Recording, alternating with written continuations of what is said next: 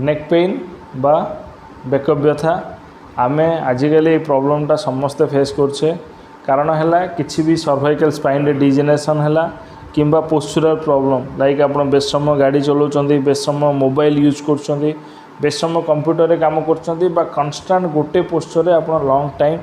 Forward bend होकर रोचंती हेबा द्वारा यही मसल आपन जो अच्छी ए मसल टाइट हुए जहाँफल कि आपन को नेक पेन स्टार्ट हुए धीरे धीरे स्पाइन उपरे प्रेशर पड़े आउ इफेक्ट आसे तो यही सब प्रॉब्लम को एवॉइड करने किछिटा घर एक्सरसाइज जोटा आप रेगुलरली प्रैक्टिस कले स्पाइन प्रॉब्लम बा सर्वाइकल स्पाइन प्रॉब्लम को एवॉइड कर पारे। फर्स्ट थिंग हूँ जिते आप एक्सरसाइज करेंगे सब मन रखु आप गोटे पोस्चर रे कन्स्टांटली रोचंती सो दैट जिते आप एक्सरसाइज करेंगे बिफोर एक्सरसाइज किसी हल्का रोटेशनल मूवमेंट बेकर करेंगे सेल्फ रोटेशनल मूवमेंट करेंगे जहाँफल कि जदि आप सडन एक्सरसाइज कर स्पाइन मसल स्ट्रेन होबार चांस रही आपड़ जब डायरेक्ट एक्सरसाइज कर चांस ऑफ स्ट्रेन और स्प्रेन थाए तेणु यही जिनसटा आप हल्का रे फास्ट रे गोटे 2 to 3 टाइम्स रोटेशन करेंगे एक देन आप दुई हाथ को मुंड पछपटे रखिए नेक्र मूवमेंट करेंगे निजर मूवमेंट किसी भी नेक्र करेंगे चेष्टा करेंगे निज मुंड बल आई बेकर मसल बल आपण हाथ को पछकू ठेलिया पछकू ठेलतु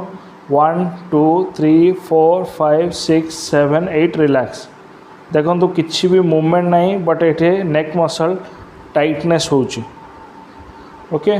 अगेन आपण निजर दी हाथ को पछपटे रखिए सीधा बसवे बसिकी प्रेस करंतु 1 2 3 4 5 6 7 8 रिलैक्स अगेन 1 2 3 4 5 6 7 8 रिलैक्स सेम आपण दुई हाथ को आप एमती साइड रे गोटे हाथ रखिए कान पाखे एमती आउ साइड रे बेक प्रेस करंतु बेक को प्रेस करंतु साइड रे हाथ को 1 2 3 4 5 6 7 रिलैक्स सेम एपटे रखिए हाथ को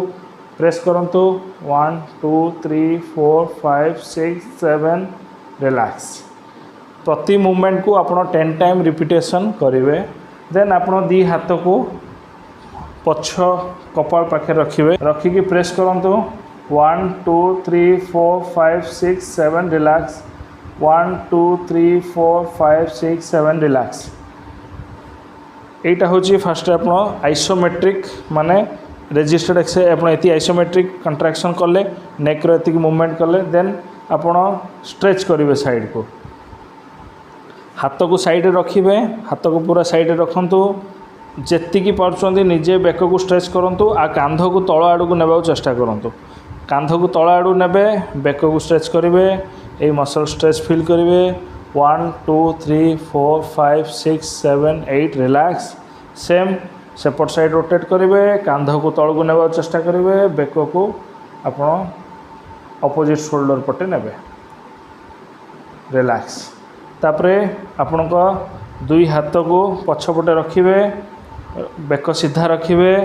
देन स्ट्रेच करने चेष्टा करेंगे दुई हाथ को खोलिया चेष्टा करेंगे खोलंतु खोलंतु खोलंतु खोलंतु रिलैक्स अगेन खोलंतु रिलैक्स बस एतिक एक्सरसाइज आप प्रैक्टिस करेंगे प्रति घंटा जदि आप कंप्यूटर किंबा मोबाइल बेसी यूज कर देन एव्री 1 आवर किंबा 45 मिनट रे इटा हार्डली आपको 30 सेकेंड कि 1 मिनट टाइम टेकिंग करेंगे एति एक्सरसाइज प्रैक्टिस करंतु तापर आप ट्रापेजियस मसल स्टिफनेस और नेक पेन को एवॉइड करें। Thank you.